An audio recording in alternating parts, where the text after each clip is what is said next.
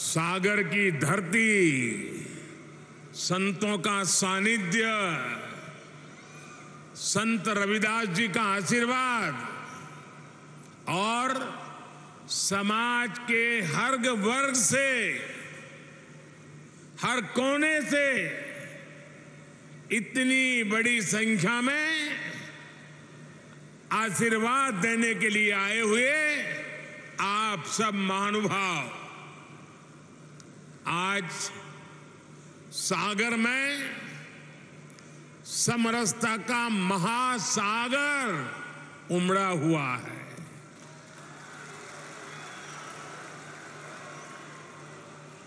देश की इसी साझी संस्कृति को और समृद्ध करने के लिए आज यहां संत रविदास स्मारक एवं कला संग्रहालय की नींव पड़ी है। संतों की कृपा से कुछ देर पहले मुझे इस पवित्र स्मारक के भूमि पूजन का पुण्य अवसर मिला है और मैं काशी का सांसद हूं और इसलिए ये मेरे लिए दोहरी खुशी का अवसर है और पूज्य संत रविदास जी के आशीर्वाद से मैं विश्वास से कहता हूं कि आज मैंने शिलान्यास किया है, 1-1.5 साल के बाद मंदिर बन जाएगा तो लोकार्पण के लिए भी मैं जरूर आऊंगा। और संत रविदास जी मुझे यहां अगली बार आने का मौका देने ही वाले हैं। मुझे बनारस में संत रविदास जी की जन्मस्थली पर जाने का कई बार सौभाग्य मिला है और अब आज मैं यहां आप सबके सानिध्य में हूं। मैं आज सागर की इस धरती से संत शिरोमणि पूज्य रविदास जी के चरणों में नमन करता हूं, उन्हें प्रणाम करता हूं। भाइयों और बहनों, संत रविदास स्मारक एवं संग्रहालय में भव्यता भी होगी और दिव्यता भी होगी। ये दिव्यता रविदास जी की उन शिक्षाओं से आएगी जिन्हें आज इस स्मारक की नींव में जोड़ा गया है, गढ़ा गया है। समरसता की भावना से ओतप्रोत 20,000 से ज्यादा गांवों की, 300 से ज्यादा नदियों की मिट्टी आज इस स्मारक का हिस्सा बनी है। एक मुट्ठी मिट्टी के साथ साथ एमपी के लाखों परिवारों ने समरसता भोज के लिए एक एक मुट्ठी अनाज भी भेजा है।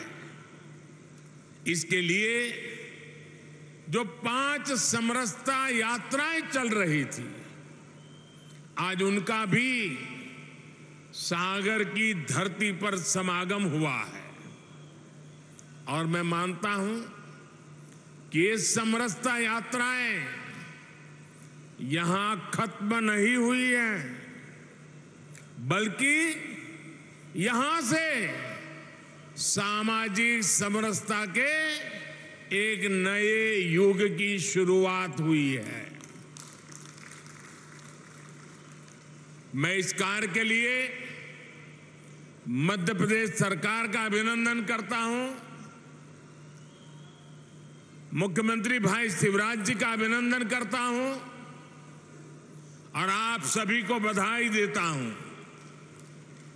साथियों, प्रेरणा और प्रगति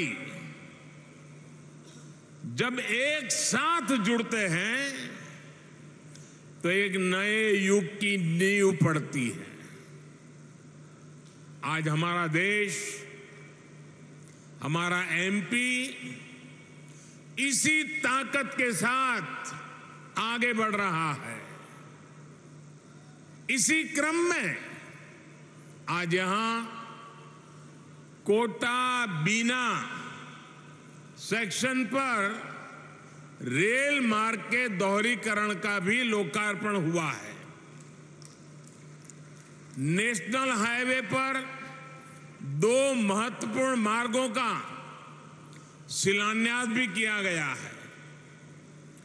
विकास के ये काम सागर और आसपास के लोगों को बेहतर सुविधा देंगे। इसके लिए मैं यहां के सभी भाई बहनों को बहुत बहुत शुभकामनाएं देता हूं। साथियों, संत रविदास स्मारक और संग्रहालय की नींव एक ऐसे समय में पड़ी है जब देश ने अपनी आजादी के 75 वर्ष पूरे किए हैं।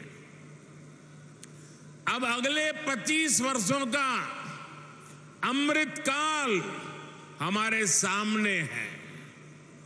अमृत काल में हमारी जिम्मेदारी है कि हम अपनी विरासत को भी आगे बढ़ाएं और अतीत से सबक भी लें।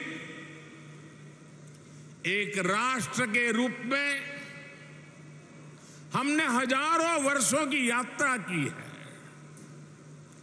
इतने लंबे कालखंड में समाज में कुछ बुराइयां आना भी स्वाभाविक है।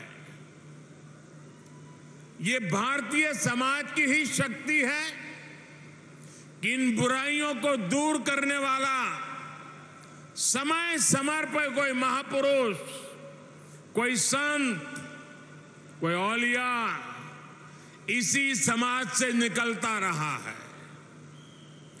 रविदास जी ऐसे ही महान संत थे।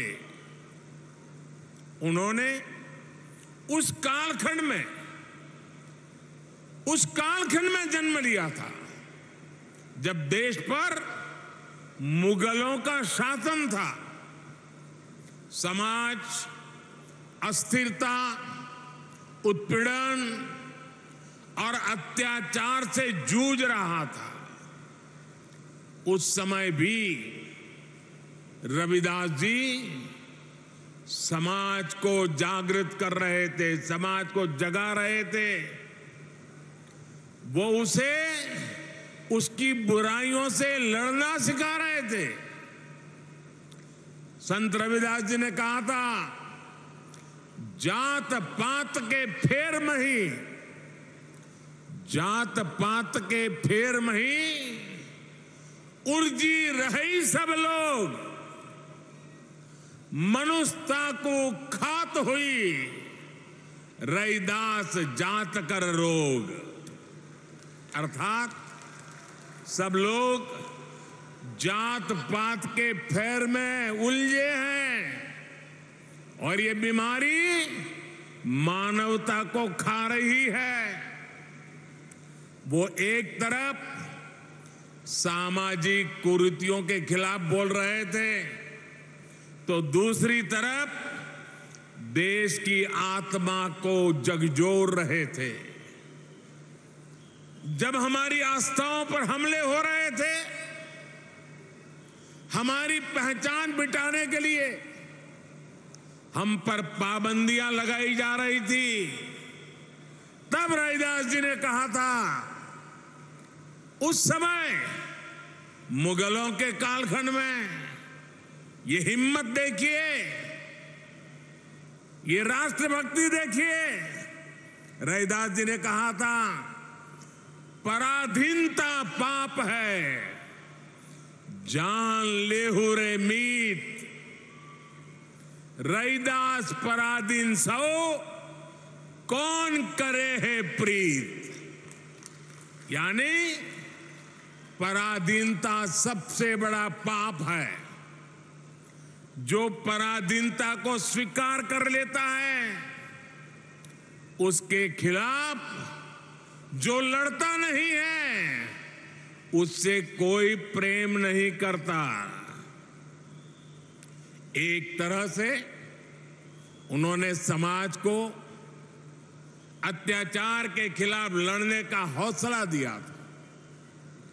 इसी भावना को लेकर छत्रपति वीर शिवाजी महाराज ने हिंदवी स्वराज की नींव रखी थी। यही भावना आजादी की लड़ाई में लाखों लाख स्वाधीनता सेनानियों के दिलों में थी और इसी भावना को लेकर आज देश गुलामी की मानसिकता से मुक्ति के संकल्प पर आगे बढ़ रहा है।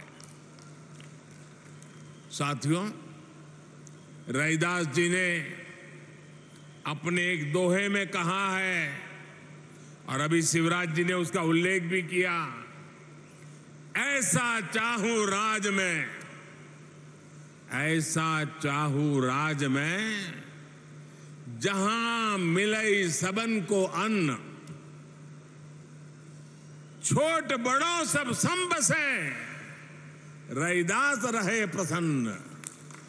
यानी समाज ऐसा होना चाहिए जिसमें कोई भी भूखा न रहे, छोटा बड़ा इससे ऊपर उठकर सब लोग मिलकर साथ रहे।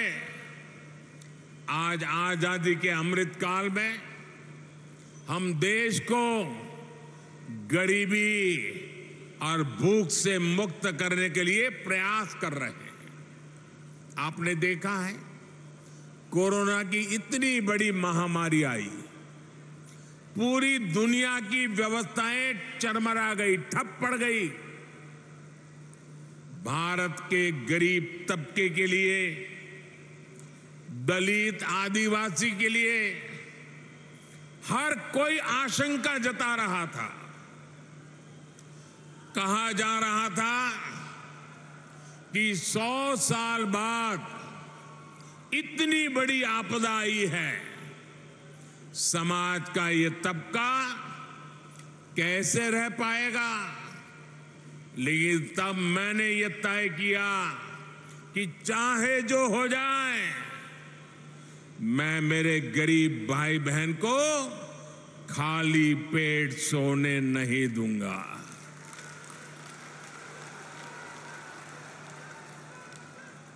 दोस्तों, मैं भली भांति जानता हूं कि भूखे रहने की तकलीफ क्या होती है। मैं जानता हूं कि गरीब का स्वाभिमान क्या होता है। मैं तो आपके ही परिवार का सदस्य हूं। आपका सुख दुख समझना मुझे किताबें नहीं ढूंढनी पड़ती। इसलिए हमने प्रधानमंत्री गरीब कल्याण अन्न योजना शुरू की। 80 करोड़ से ज्यादा लोगों को मुफ्त राशन सुनिश्चित किया और आज देखिए हमारे इन प्रयासों की तारीफ पूरी दुनिया में हो रही है। साथियों, आज देश गरीब कल्याण की जितनी भी बड़ी योजनाएं चला रहा है, उसका सबसे बड़ा लाभ दलित, पिछड़ा, आदिवासी समाज को ही हो रहा है। आप सब अच्छे से जानते हैं, पहले की सरकारों के समय जो योजनाएं आती थी वो चुनावी मौसम के हिसाब से आती थी। लेकिन हमारी सोच है कि जीवन के हर पड़ाव पर देश दलित, वंचित, पिछड़े, आदिवासी, महिलाएं, इन सब के साथ खड़ा हो। हम उनकी आशाओं, आकांक्षाओं को सहारा दें। आप देखिए, जरा योजनाओं पर नजर करेंगे तो पता चलेगा। बच्चे के जन्म का समय होता है तो मातृ वंदना योजना के जरिए गर्भवती माता को 6,000 रुपये दिए जाते हैं ताकि मां बच्चा स्वस्थ रहे।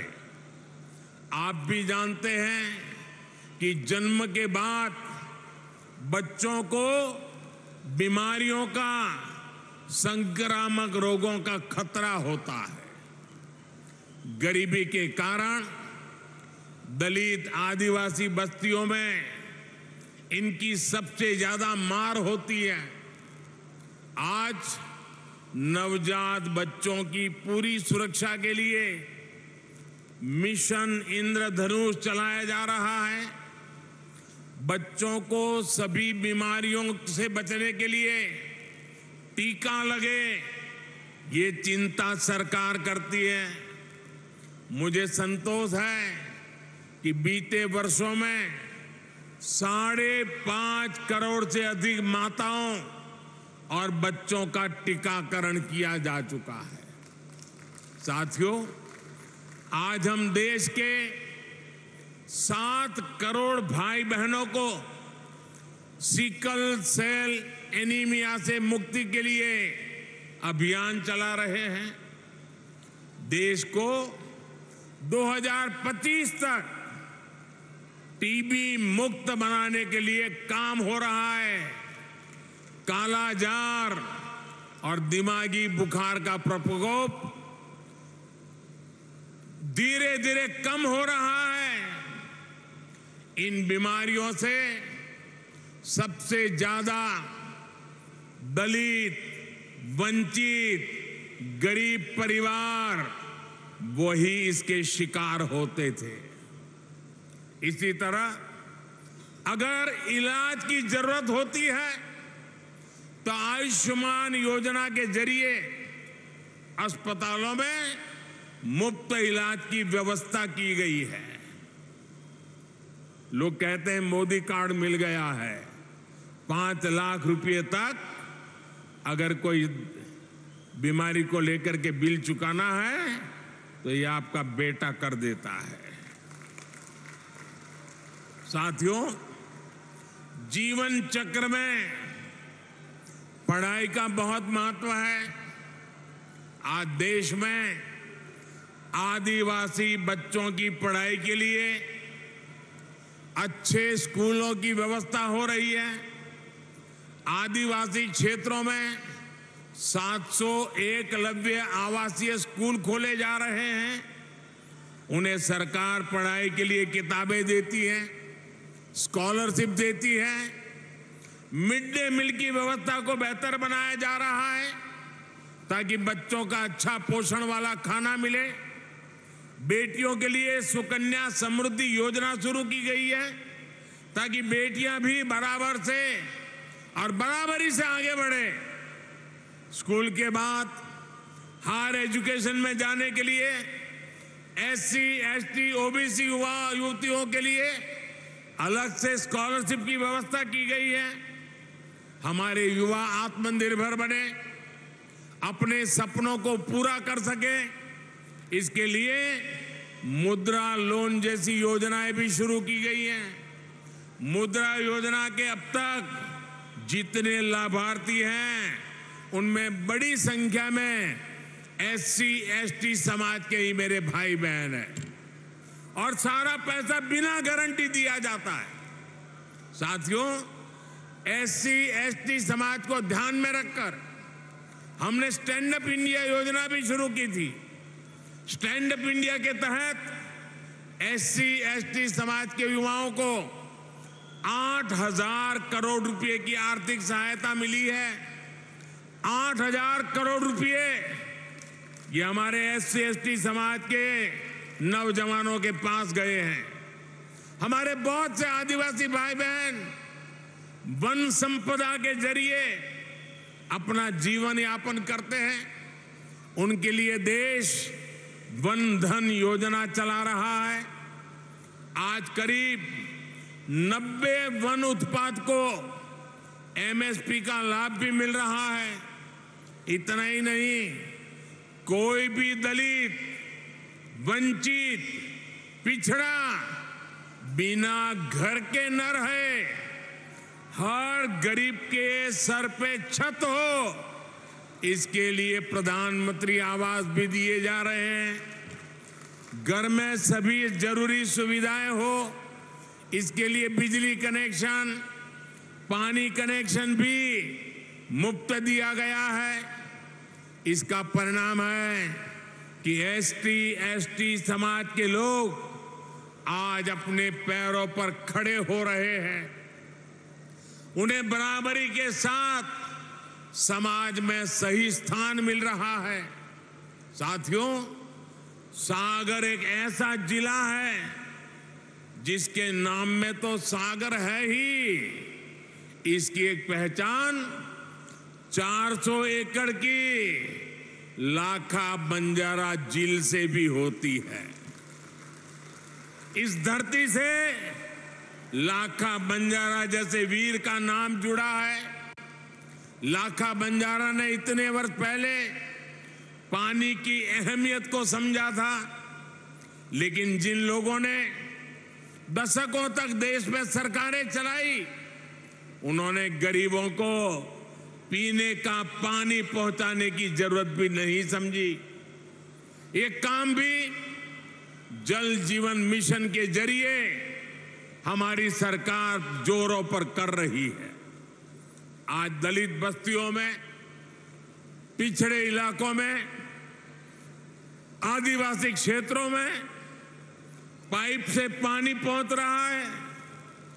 ऐसे ही लाखा बंजारा की परंपरा को आगे बढ़ाते हुए हर जिले में 75 अमृत सरोवर भी बनाए जा रहे हैं। ये सरोवर आजादी की भावना का प्रतीक बनेंगे, सामाजिक समरसता का केंद्र बनेंगे। साथियों, आज देश का दलित हो, वंचित हो, पिछड़ा हो, आदिवासी हो, हमारी सरकार उन्हें उचित सम्मान दे रही है, नए अवसर दे रही है। नई समाज के लोग कमजोर हैं, न इनका इतिहास कमजोर है। एक से एक महान विभूतियां समाज के इन वर्गों से निकल कर आई हैं। उन्होंने राष्ट्र के निर्माण में असाधारण भूमिका निभाई है। इसलिए आज देश इनकी विरासत को भी गर्व के साथ सहेज रहा है। बनारस में संत रविदास जी की जन्मस्थली पर मंदिर का सौंदर्यीकरण किया गया। मुझे खुद उस कार्यक्रम में जाने का सौभाग्य मिला। यहां भोपाल के गोविंदपुरा में जो ग्लोबल स्किल पार्क बन रहा है, उसका नाम भी संत रविदास के नाम पर रखा गया है। बाबा साहब के जीवन से जुड़े प्रमुख स्थानों को भी पंच तीर्थ के रूप में विकसित करने का जिम्मा हमने उठाया है। इसी तरह आज देश के कई राज्यों में जनजातीय समाज के गौरवशाली इतिहास को अमर करने के लिए म्यूजियम बन रहे हैं। भगवान बिरसा मुंडा के जन्मदिन को देश ने जनजातीय गौरव दिवस के रूप में मनाने की परंपरा शुरू की है। मध्य प्रदेश में भी हबीबगंज रेलवे स्टेशन का नाम गौंड समाज की रानी कमलापति के नाम पर रखा गया है। पाताल पानी स्टेशन का नाम टंटिया मामा के नाम पर किया है। आज पहली बार देश में दलित, पिछड़ा और आदिवासी परंपरा को वो सम्मान मिल रहा है जिसके ये समाज के लोग हकदार थे।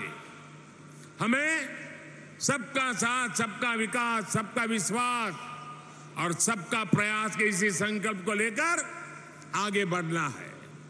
मुझे भरोसा है देश की इस यात्रा में संत रविदास की शिक्षाएं हम सब देशवासियों को एकजुट करती रहेगी। हम साथ मिलकर बिना रुके भारत को विकसित राष्ट्र बनाएंगे। इसी भावना के साथ आप सभी को बहुत बहुत धन्यवाद, बहुत बहुत शुभकामनाएं। धन्यवाद।